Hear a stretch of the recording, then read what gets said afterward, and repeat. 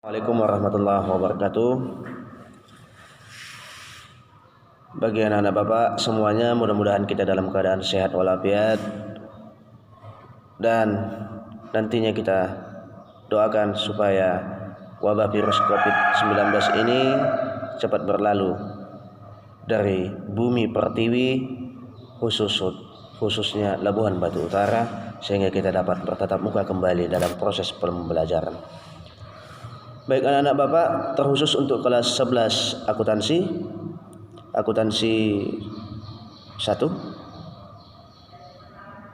11 TKCA dan 11 TKCB. Materi kita pada hari ini adalah melanjutkan materi yang telah lalu, yaitu mengenai kepengurusan jenazah. Pengurusan jenazah. Pada pertemuan waktu itu ataupun pada penjelasan Bapak yang pertama waktu itu mengenai pengurusan jenazah dalam hal memandikan jenazah. Maka pada kesempatan kali ini kita akan mengkaji mengenai mengapani jenazah. Itu adalah fardu kifayah terhadap mayit yang kedua, yaitu mengapani jenazah. Setelah selesai memandikan jenazah selanjutnya dikafani. Mengenai pembelian kain kapan, diambilkan dari uang si mayit sendiri. Apabila tidak ada orang yang selama ini menghidupinya yang membelikan kain kapan, jika ia tidak mampu, boleh diambilkan dari uang kas masjid atau RT ataupun RW, bahkan dusunnya ataupun desanya pun jadi, atau yang lainnya secara sah. Apabila tidak ada sama sekali, wajib atas orang muslim yang mampu untuk membiayainya. Sudah ada kata wajib, maka harus ada. Kain kapan paling tidak itu 1 lapis, sebaiknya 3 lapis bagi laki-laki dan 5 lapis bagi mayat perempuan. Setiap 1 lapis diantaranya,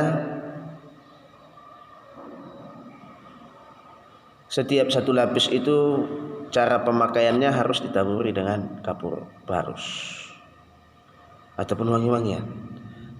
Tapi di daerah kita masing-masing itu digunakan adalah kapur barus. Mengenai jumlah kain kapan, Abu Salamah pernah bertanya kepada Aisyah radhiyallahu anhu, berapa lapiskah kain kapan Rasulullah sallallahu alaihi wasallam? Maka jawab Aisyah, 3 lapis kain putih. Itu hadis riwayat Muslim. Cara membungkusnya adalah hamparkan kain kapan helai demi helai dengan menaburkan kapur barus pada tiap lapisnya. Kemudian si mayat diletakkan di atasnya, kedua tangannya dilipat di atas dada ataupun bersedekap dengan tangan kanan di atas tangan kiri. Mengapaninya pun tidak boleh asal-asalan. Tidak boleh asal-asalan dalam hal mengkafani jenazah. Kenapa? Itu sesuai dengan hadis riwayat Muslim. Apabila kalian mengapani mayat saudara kalian, kapanilah dengan sebaik-baiknya. Maka kita harus mengkafani jenazah dengan sebaik-baiknya. Di dalam hal kain kapan tadi paling sedikit 1, tapi lebih baik untuk laki-laki kita gunakan 3, kemudian untuk perempuan kita gunakan 5. Itu paling baiknya. Kemudian untuk lebih lanjut mengenai mengkafani jenazah, ini sebenarnya harus ada praktek langsung kepada kita. Namun Bapak akan sampaikan mengenai hal-hal yang perlu kita sampaikan, yang perlu dilakukan. Diwajibkan itu kan 3 lapis kain kafan. Kemudian ada lagi yang harus kita perlukan, yaitu tali kain kafan. Makanya cara mengambil tali kain kafan, ambillah dari pinggir kain kafan tersebut koyak sedikit untuk tali kafan. Jumlahnya bisa jadi 5 ya, bisa 5, bisa 3, sesuai, tapi hitungan ganjil 3 dan 5. Kemudian sebelum kita menghampalkan kain kafan, maka kita harus atur dahulu mengenai tali kafannya. Tali kafan itu di bawah, kemudian timpah dengan kain kafan tersebut helai per helai. Sesudah itu sesudah selesai itu kain kafan, hendaknya begitu si mayit diangkat dari tempat dia dimandikan, maka diletakkanlah langsung dia di atas kain kafan tersebut. Hendaknya waktu mengkafani jenazah itu harus dibuat tirai supaya orang lain tidak melihat auratnya. Jadi dalam hal mengkafani jenazah tersebut, setelah tadi saya katakan tadi tali, kemudian kafan helai per helai tadi, apabila di daerah kita masing-masing ada yang menggunakan dia itu seperti cawat, ya silahkan, itu merupakan, tapi ingat dari kain kafan tersebutlah dibuat gitu. Kemudian setelah itu cara menggulungnya itu berlawanan arah. Yang atas daerah kepala si mayit itu digulung di sebelah kanan. Kalau sebelah kanan kita menggulungnya, kemudian yang sebelah kiri itu bagian ke bawah. Artinya apa? Berlawanan arah.